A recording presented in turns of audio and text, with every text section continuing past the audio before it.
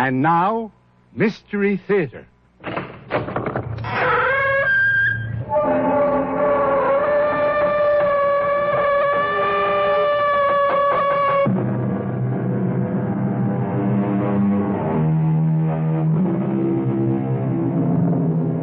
Come in. Welcome. I'm E.G. Marshall, pilot of this shadowy craft which wends its mysterious way through the uncharted depths of your very own imagination. They were giants, those founding fathers of ours. Not only were they superb statesmen and soldiers, they were men of many spectacular achievements. In these modern times, when so many of us are confined to our own particular calling, it's hard to conceive of men who could turn a talented hand to anything that needed doing. Consider Benjamin Franklin now. He was a writer, a publisher, a philosopher, a diplomat, an inventor, a scientist, and, according to the French, who should know something about it, he was a formidable lover. So, you shouldn't be too surprised to discover that Ben Franklin was also a detective. Benjamin Franklin. Benjamin Franklin. Who are you? I'm Captain William Clemens. Clemens died 20 years ago. I am his ghost.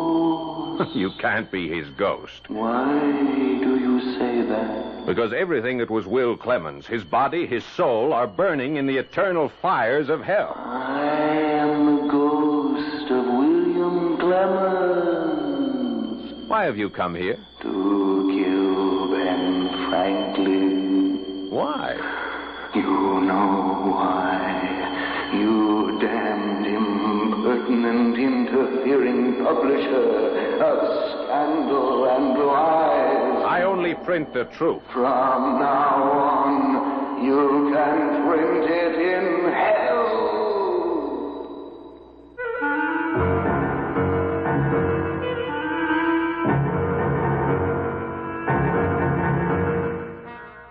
Our mystery drama, The Benjamin Franklin Murder Case, was written especially for the Mystery Theater by Dann and stars Paul Hecht.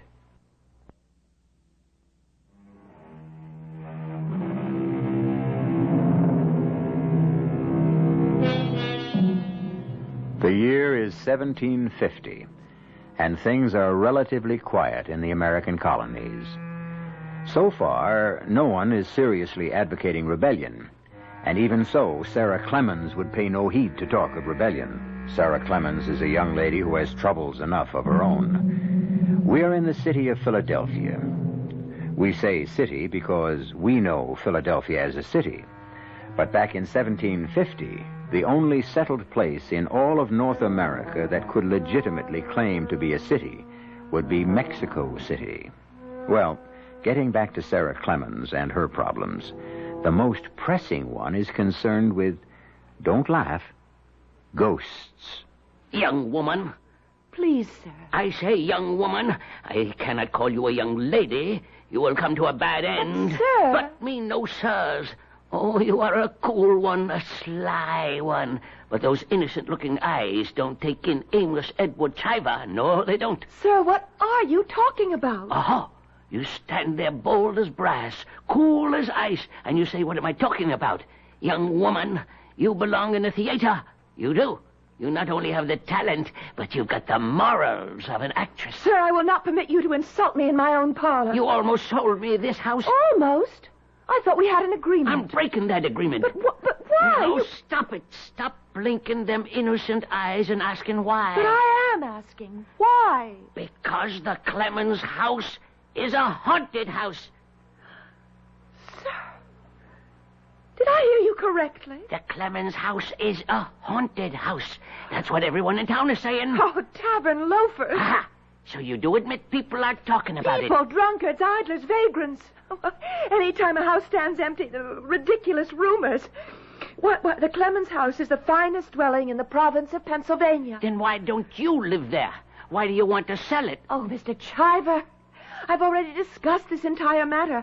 I cannot afford to maintain so large a place. You can't. Why can't you? I don't need all those rooms. It requires help, and I can't afford servants. You could buy slaves. Mr. Chiver. Mr. Chiver, what? It would violate every one of my moral, ethical, and religious principles to own the body and soul of another human being.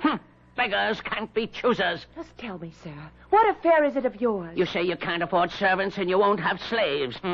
But you could afford servants if you was to turn the place into a tavern. Never. It's a good, respectable trade, and you're pretty enough wench to attract the business. Sir, this impertinence If you do not wish to purchase the property, I'm sure there are plenty of others. How long you been trying to sell the house? Oh, If it's such a bargain, how come it ain't been snapped up? Because... No, ma'am, it won't do. The house is haunted. Very well, sir. Have it your way. Aha! Then you admit it. I admit only this, Mr. Chiver. I was wrong about you. When you first inquired about the house, I said to myself, here is a man of judgment. Here is a shrewd and sensible man of the world. Here is probably the keenest man of business in the entire province of Maryland. Delaware. As you will. But what do I discover on closer examination? A timid, irresolute waverer. You are losing the opportunity of a lifetime. To buy a haunted house. How can the house be haunted? Haunted by what? Ghosts. Oh, you, a hard-headed, practical, no-nonsense gentleman of affairs, a member of your provincial House of Delegates. You believe in ghosts? Well, Be kind enough to leave the premises at once. Sir, you are a fraud. Now, Miss Clemens. Oh, yes. I won't There may be rumors spread by stupid gossipers that the Clemens house is haunted. And this has made buyers scarce and reduced the price. But shouldn't you, as a shrewd trader, profit from my distress? Now, miss, you have no right to I don't accuse mind. me of... Go on, take unfair advantage of me. Well, I'll think about it. Good morning. Oh, good morning, Richard. I knocked, but no one heard me. Mr. Chiver and I are transacting some business. So I just walked in. Mr. Chiver, may I present my cousin, Mr. Richard Laporte? Your servant, sir. Howdy. Richard, Mr. Chiver is going to buy the Clemens house. Well, now, He I intends never... to make a tavern of it. No, see here, I didn't say that... Tavern? And why not? But, well, that would be... It would be... sacrilege. Why, Mr. William Penn himself slept in the blue bedroom. Oh, come, Richard. You and I spoke about this many times, and I thought I'd settled it. But a tavern? But of course. Shouldn't the common folk also have a beautiful place? I ain't even said I'm going to buy, much less make a tavern. Oh, of course you will, Mr. Chiver. My dear Sarah, a tavern... No, Richard. I thought you shared my belief that no person should own a house that exceeds his needs for shelter. When we marry, this place which my mother left me will suffice for us. Just hold on while I ask this young fellow here a question. Mr. Laporte. Laporte, I want you to look me square in the eye and say yes or no. Is the old Clemens house haunted? Yes. Well, Miss Clemens, see? Richard is an incurable romantic. You say the house is haunted, young fella? Yes, it is haunted. It's haunted by demons of the past. Oh, nonsense, Richard. Haunted by memories, haunted by the ghosts of Clemens as long dead. Well, all I can say to you, Miss Clemens, is good day. Wait. What for? Here, this young man, your own intended, admits, confesses... Oh, it's nonsense. And he ain't no tavern vagabond neither, far as I can But see. there are no ghosts. That ain't what Mr. Laporte says. Of course, there are ghosts. That's because the past never dies. Miss Clemens, how can you say there are no ghosts when this man, who's to become your lord and master... Oh, no. That is not the relationship we envisage. Is it, Richard? Oh, no, each of us will have an equal voice. Son, you're asking for more trouble than you can handle. But don't get me off the subject. What is the subject, sir? Ghosts. Mr. Laporte says there are ghosts in that house. Richard is only using a figure of speech. He doesn't mean there are actual ghosts. But I do. And I say good day to you both. Mr. Chiver... He's right, my dear. Oh, Richard. You sounded so medieval. The ghosts of the Clemenses, you believe in them, too. And that's why you want to sell the house. You're ashamed of them. What are you trying to say? You are ashamed of the fact that the first William Clemens was a pirate and slaver. That's just malicious rumor. No, my dear, it's an unfortunate fact. The family fortune was founded on blood. You were a child growing up in that house. You knew it. You were ashamed. Richard, I shall become extremely angry. I was a child, too. The poor relation invited to play. And my eyes were open. I saw everything. Please, Richard. We both talked about it constantly. Death. Murder. How frightened we were of the old man. The ghost of the old man. The murderer. The pirate. Richard, those were childhood fancies, nothing more. Nothing more. Ghosts cannot exist.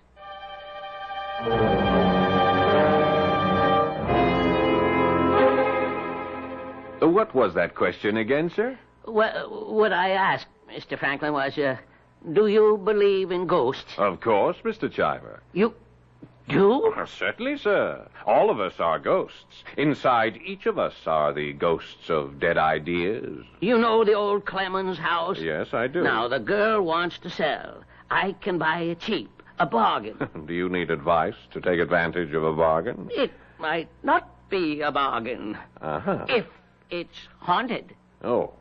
Can a house be haunted? Mr. Chiver, I cannot give you that answer, but I can suggest how you might find one. Now you're talking. Go up to the house. When you want to learn something, investigate for yourself. Well, you don't have to be smart to think of that. But the fact is, you didn't think of it. Oh. What I have suggested is something new among natural philosophers. It is called the scientific method. But that's nothing but old-fashioned horse sense. Exactly, Mr. Chiver. Exactly. That's what I'm going to do. I'm going up there and see for myself.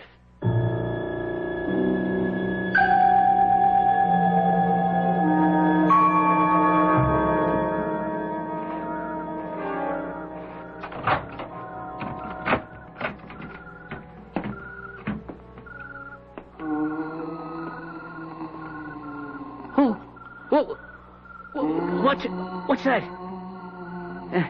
What could it be? The wind. The wind down the chimney. Kill them. Huh? Hey! There's somebody in here. Who's here? Show yourself. Whoever you are, show yourself. Dead man tell no tales. I'm not afraid of you. Who are you? Show yourself. That voice. It's coming from the chimney. No, it's coming from the wall. It's coming from all over. Somebody's in here with me. Somebody. Well, I ain't scared. Listen, even if you are a ghost, I'm going to buy the house and burn it down and build a better one. I ain't scared.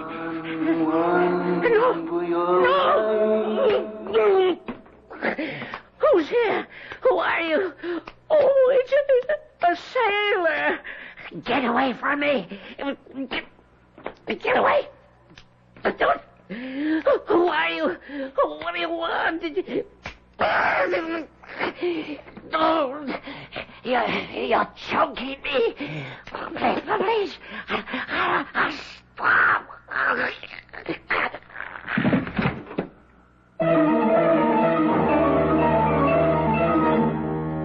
The moonlight pouring in through the parlor window of the old Clemens mansion reveals a body lying on the floor. Sightless eyes staring with terror. Face contorted with agony. But at least the efficacy of the scientific method has once again been affirmed. Is there such a thing as a ghost? Amos Chiver has found out. The hard way. You have some things to find out also, when I return shortly with Act 2.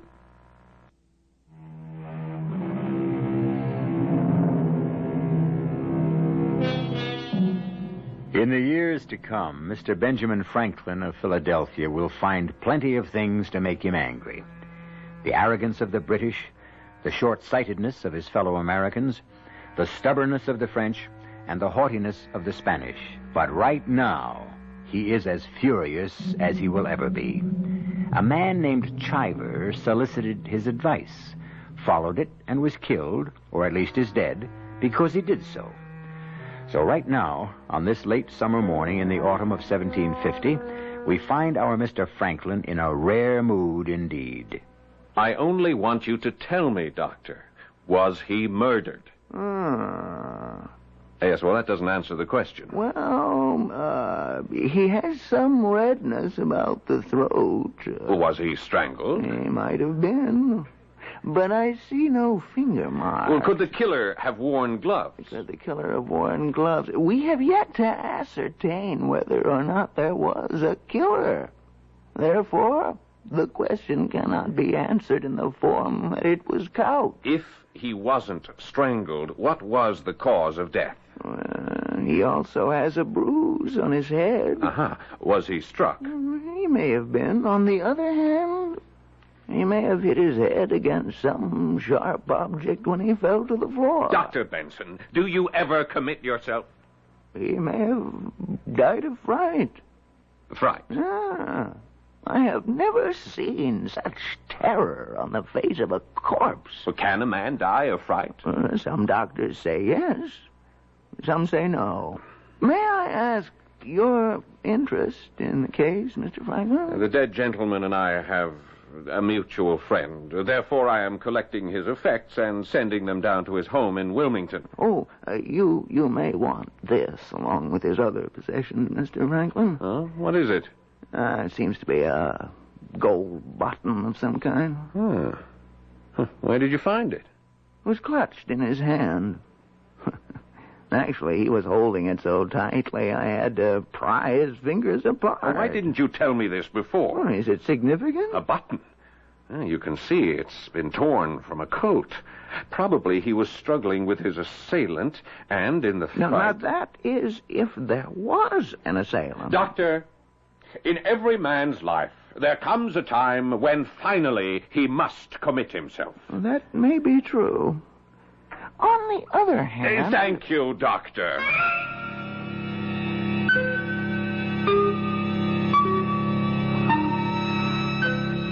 Now, Sarah, I want you to look at this button. How could that poor man have died in the house? Obviously, the murderous ghost The of button, Sarah. Richard, look. Do you recognize it? It's the kind of button that old Captain William Clemens wore. William Clemens, who built this house? This gold button with the star and the anchor. It was on all his uniforms. Well, then it was the ghost of William Clemens. No. What do you say to that, Mr. Franklin? I say we have a problem. Assume it was a ghost. Is a ghost substantial? How can a ghost be substantial? If he were substantial, he couldn't be a ghost. Then why would his clothes be substantial? No, Mr. Chivers was engaged in combat, mortal combat. With whom? Now, I say a man followed Mr. Chiver to the house or waited for him there and killed him. I say a man because it's hard to conceive of a woman strong enough. Mr. Franklin, it was Captain Clemens' ghost. The button proves it. Not conclusively. Captain Clemens wasn't a pirate. Oh, thank you, Mr. Franklin. That is, not a pirate in name. He was a privateer. He had the Queen's permission to prey upon French, Spanish, and Dutch merchant ships. He fancied himself a naval officer. His men wore uniforms. The higher ranks all had buttons, just like that one. As a matter of fact, I know another man in this town who once wore a navy coat. I remember this button. I was just a youngster, but I do remember this button.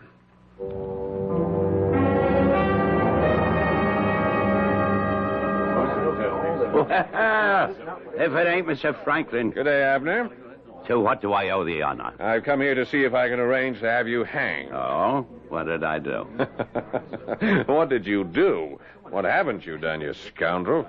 You've sold whiskey and guns to the Indians. You bought stolen merchandise from pirates. But none of it proved. But all of it true. The commandment warns us against the bearing of false witness. Here we have the devil quoting scripture. Why not? The devil can read. Now, how do you hope to hang me? For the murder of Amos Chiver. You mean the poor fellow from Wilmington? Yes, Abner, the poor fellow from Wilmington. Oh, hadn't you heard he was killed by a ghost? Everyone knows that Clemens' house is haunted. No, he wasn't killed by a ghost. No. Who did it? I think you did it, Abner. Oh, why would I want to kill the man? I didn't even know him. And you didn't want to get to know him either. You're a hard man to follow, Mr. Franklin. But I know you always wind up someplace, so I'll listen. Thank you. You don't like competition, Abner. You've been known to run people who threatened your business out of town. Well, that's one way to look at it. Another way would be to say I showed them where opportunities were greater elsewhere. Amos Chiver was going to buy the Clemens place just up the street from here and turn it into a tavern. And for that, I killed him? You took advantage of Clemens' house reputation, hid there in your old Navy coat, and tried to scare him. I did? But I suppose he didn't scare. There was a fight. You killed him. You write good stories in your paper, Mr. Franklin, but if you write this one, you got to prove it. I've got the proof right here. This button. What button? You wore this button when you served with Captain Clemens as a privateer. Well, how did you...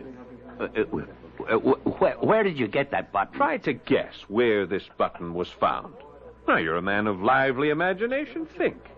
Where did you get that button? This button, Abner, was found clutched in the dead man's hand. Yeah, but it can't be. It was. I haven't worn that coat. I haven't even seen that coat. It's more than 30 years. Here comes the constable. What have you there, Mr. Partridge? I've been to the back of this house like you said, Mr. Franklin. You had no right to search my house. The constable obtained a warrant. And here's the coat. Yes, indeed. Your old blue naval officer's coat. Some of them buttons are missing, Mr. Franklin. But the ones that are still on here are just like the one you got in your hand. I tell you, I was here all last night. I didn't set foot out of this tavern. Why, Constable, you were here yourself. So I was. Till 10 o'clock. And after 10 o'clock, who can vouch for you, Abner? Well, I was with Yes? Well, I spent the rest of the night with a lady. Who? Well, being a gentleman, how can I possibly... You're a man of the world, Mr. Franklin. You appreciate my position. Well, it is a gentleman's duty to die before permitting a lady's name to be sullied. Or so I've been led to understand. Well, I'm not going to die for nobody. I was with... Oh, hang it, Mr. Franklin. Yes, indeed, Abner. Hanging seems to be the order of the day. I'm a married man. What's my wife going to say? Chivalry is dead, Abner. All right. I was with Charity Townsend. Charity Townsend, aptly named. I doubt we have a lady in town more generous with her favors. Abner, who's going to take the word of Charity Townsend? Yeah, but it's true. You can ask her. You can't... Oh, my Lord, what's my wife going to say? You'll have to come along with me, Abner. Mr. Franklin, can I have that button to go with this coat as evidence?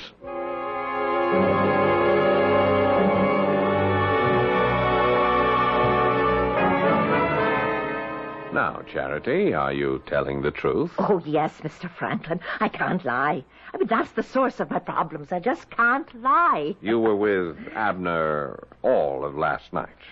Well, I could lie, you see, and save my reputation. But my dear old dad, he's in heaven right now. He said to me, girl, never tell a lie. And you know why?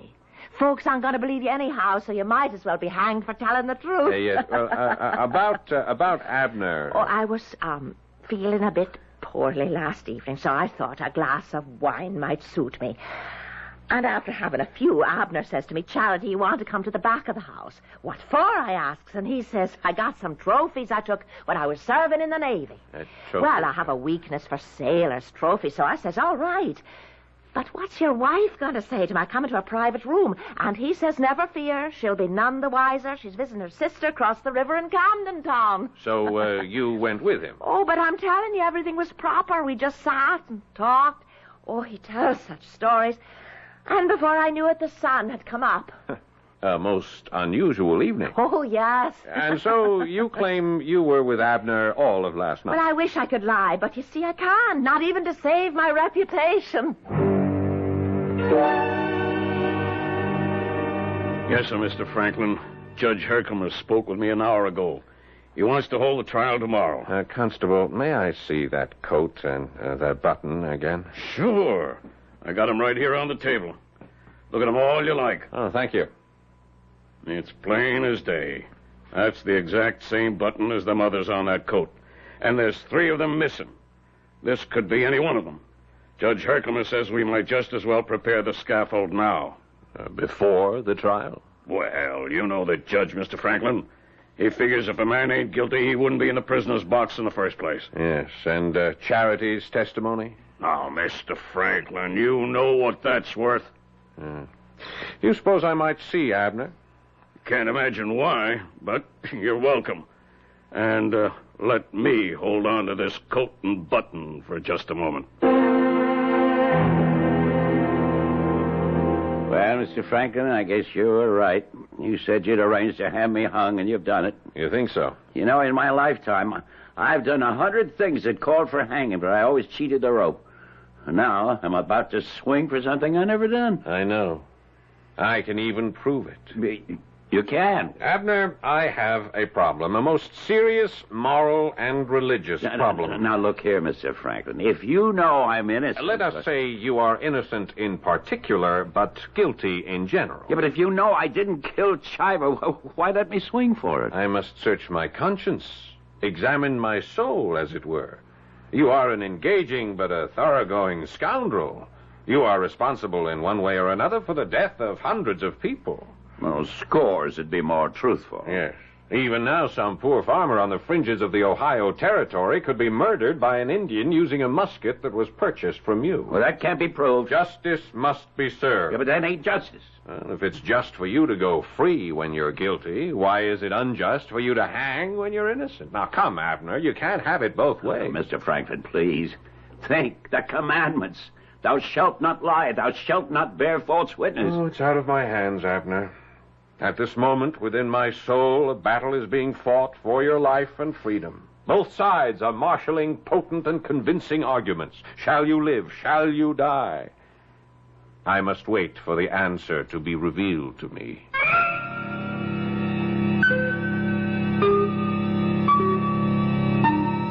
And there he is, Abner, the old pirate, the old smuggler. Ironically, he faces the rope for a crime he didn't commit, according to Ben Franklin. But what sort of game is Ben playing? Perhaps his own words might answer the question. No, I am not amused by games of chance or even skill. For the most fascinating game of all is the game of life. The game continues when I return shortly with Act 3.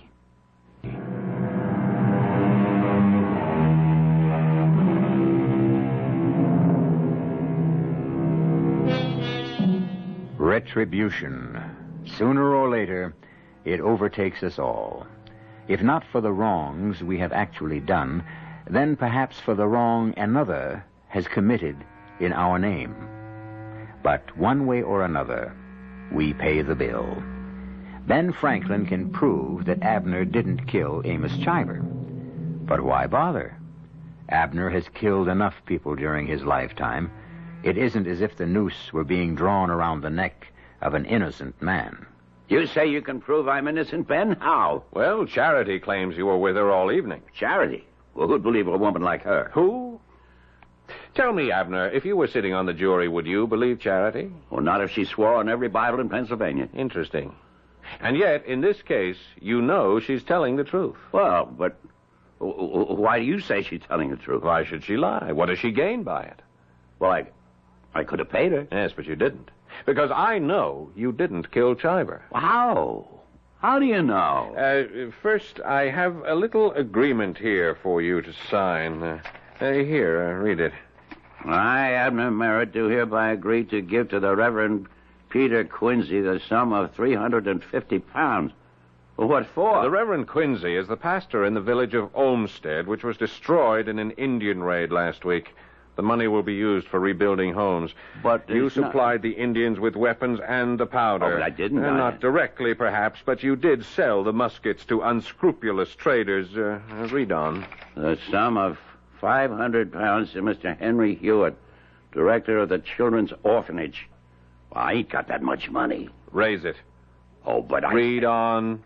You'll make a poor man out of me. Poor but happy. Poor in wealth and worldly goods, perhaps, but rich in the love of your fellow man. Ah, no, I'll sign no such paper. All right, then hang. This is blackmail, you know. Perhaps. But how do I know you? How do I know you'll keep your bargain? How do I know you can prove that I'm innocent? Now, that is an interesting speculation. But we waste each other's time. I have in my bag here a pen and a bottle of ink. May I please have your signature? Oh, this is robbery. It's worse than piracy on the high seas. And you should know. All right. Where do I sign it? On the bottom. Uh-huh. Splendid. That's it. See, you now have an opportunity to create a new reputation for yourself. Till now, you have been reviled as a scoundrel. In the future, you shall be admired as a saint. Fortunate Abner. Yeah, but the proof. The proof you promised. Ah, yes, the proof. Mr. Partridge? Mr. Partridge? What's up?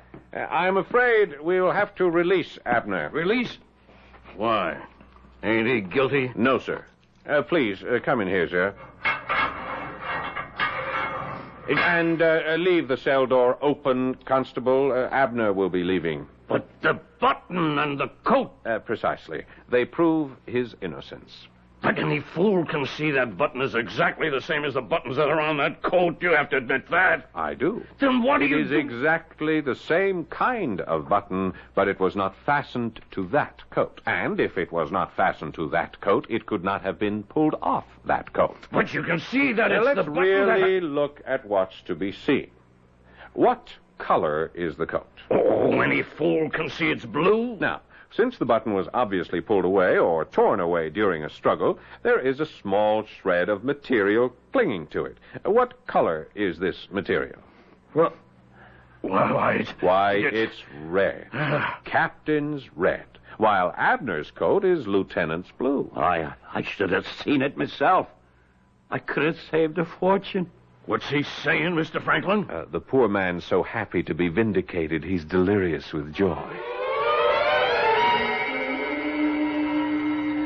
But if Abner didn't kill Mr. Chiver, who did? It should be obvious to everybody. The ghost. The ghost of Captain Clemens. But, Mr. Franklin, isn't that impossible? We should never try to define the impossible, my dear. We searched the house thoroughly. And we found absolutely nothing? You recognize the button as belonging to Captain Clemens as being part of his uniform. This means you were familiar with that uniform. Oh, yes, sir. His uniform, his hats, his swords, they were all left hanging in his room, just as when he was alive. I remember we children used to spend hours up there. Why didn't we find the uniform coat just before, when we searched the house? Because the ghost is wearing it. Oh, really, Richard? Well, Richard's opinion is as good as anyone. You mean you actually believe that a ghost could be up in yes. And now our problem is to find out who the ghost is. But how can we do that? He'll be easy to recognize. Mr. Franklin, am I hearing you correctly? We shall recognize the ghost because, you see, he is branded. How can a ghost He has committed murder, this ghost, and therefore he carries the murderer's mark. What mark? All murderers carry a mark which clearly proclaims them as killers. But I've seen murderers. I haven't seen any identifying... It's the brand of Cain. Sometimes it's visible on Earth, sometimes not. Mr. Franklin, are you feeling quite all right? Never better. Well, we must clear the place of its ghostly reputation, or else you shall never sell it. I think I'll go there myself this evening. But that ghost, it's a murderer. Listen to me. I talk as if I believe it. Well, why don't you believe it? The ghost has already committed murder. I suppose I'll have to take my chances. But you mustn't go alone. Richard, you go... No purpose in my going. What shall I discover? That there's a ghost? I already believe it. Well, somebody should go with Mr. Franklin. Oh, no. When a man goes seeking a wife or searching for a ghost, he travels faster when he travels alone. Now, no one is to mention the fact that I'm to visit the Clemens house this evening. Yes, sir. Oh, we three shall keep the secret. Well, you know the saying. 3 can keep a secret if 2 are dead.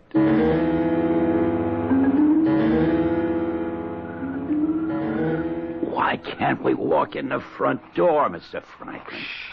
Keep your voice low, Abner. Now, slide the window up. Up. That's it. Let's climb inside. Why are we going in like thieves? Because I am hoping the ghost will enter by the front door. Listen. I don't hear nothing. Well, to the front room. Hurry. Shine that lantern. Nobody here, Mr. Franklin. Uh-oh. Listen. Listen. Where's it coming from? Hey. That don't sound like a human voice. It's Captain Clemens. The old man himself. It's the captain. It's the ghost of the captain. Well, where is it coming from, Abner? It's the captain. Shh. It's coming from the fireplace. Huh? Yeah, that's the captain. That's how he talks. I'm getting out of here. No, wait. Yeah, it's the captain. He said death couldn't keep him away. He'd come back. That's what he said.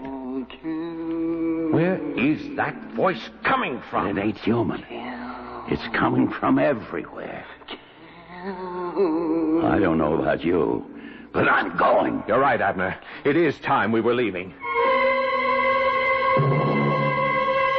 I'll never sell the house now. It's all over town. Abner's been telling everyone how the ghosts are all over the place. Thank you, Mr. Franklin. Sarah, Mr. Franklin was only trying to help. Besides, what could he do? After all, how can a human being fight a ghost? Now, sir, do you believe the ghost of Captain Clemens haunts the house? Richard, why do you object to Sarah's selling the Clemens house? Well, it's just that it's haunted. It isn't because you wanted to own it yourself one day? Well, how could I ever own it? You will at least share in the ownership when you marry Sarah. Well, why would I want to own it? Mr. Franklin, Richard was always unhappy there. I know. That's why he wishes to own it.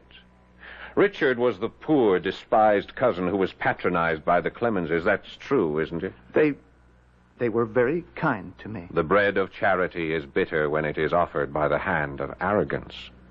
And so you dreamed, didn't you, of one day walking through that house, not as a petitioner, but as a master. Yes. Yes, it's human to feel that way. Yes, Richard. Why are you wearing a glove? I have an infection from a poisonous plant. So, you have discouraged Sarah from selling. But he never said to me, don't sell. He didn't have to. He spread the rumors that the house is haunted. Well, everyone in Philadelphia knows. You are the one, Richard, who keeps making sure that the reputation for the house being haunted is kept fresh and Sir, green. I cannot permit you to insult my fiancé. I thought you were my friend, Mr. Franklin. I am, Richard. And I am no fair-weather friend either. I shall stand by you as a friend, even though you are to be tried for murder. Murder? Mr. Franklin! Ask him, Sarah, ask him. I deny it. How can you deny it? How can you deny the brand of Cain? You killed Amos Chiver because he must have recognized you, and you knew I was going to be at the house last night. Richard, he couldn't kill anybody. He's so timid. You wanted to scare me, too. And your voice, it sounded ghostly, and it seemed to come from everywhere. It's probably because there are secret passages in that house. For accusing Richard of murder. And as a child, you discovered those passages. Yes, it was well done. And you know where the red coat is. And shall it show a missing button? But you can't prove that Richard did it. Richard, I defy you to take that glove off your hand and show us the mark of Cain that covers your palm. Richard? Yes. Yes, it's the mark of Cain.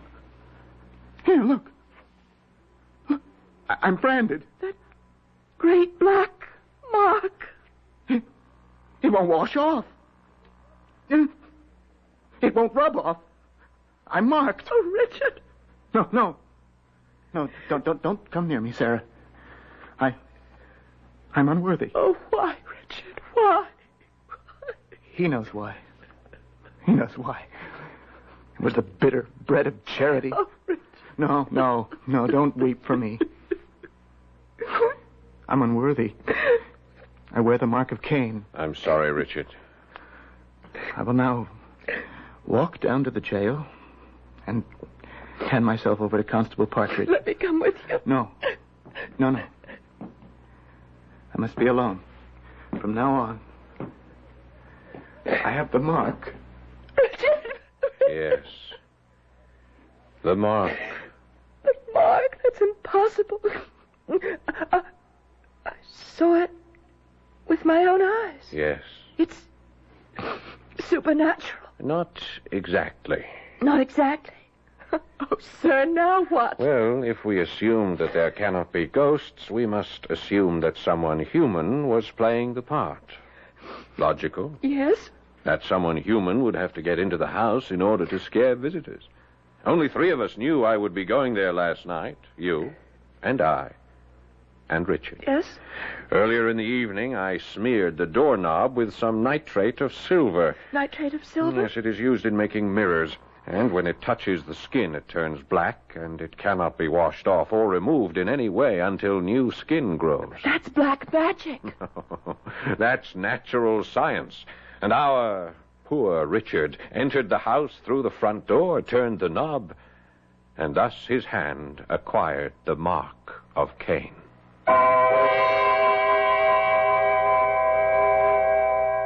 The mark of Cain. It exists on every murderer.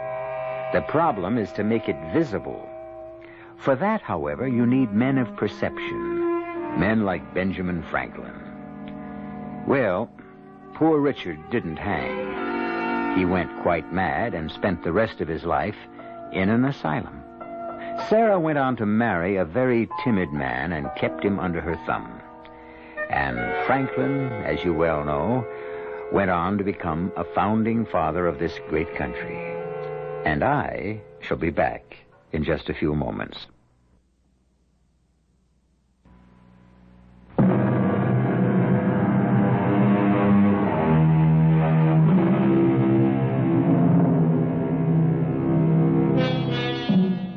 Chemist, psychologist, detective. Before these professions were even born, Benjamin Franklin exhibited a judgment and a depth of vision that is hardly equaled today. Yes, they were giants, those men who founded the country, and what they left us is not just a legacy, but a challenge to live as they did, fearless, curious, and independent. Our cast included Paul Hecht, Marion Seldes, Stotts Cotsworth, Russell Horton, and Gil Mack. The entire production was under the direction of Himan Brown. This is E.G. Marshall inviting you to return to our Mystery Theater for another adventure in the macabre. Until next time, pleasant dreams.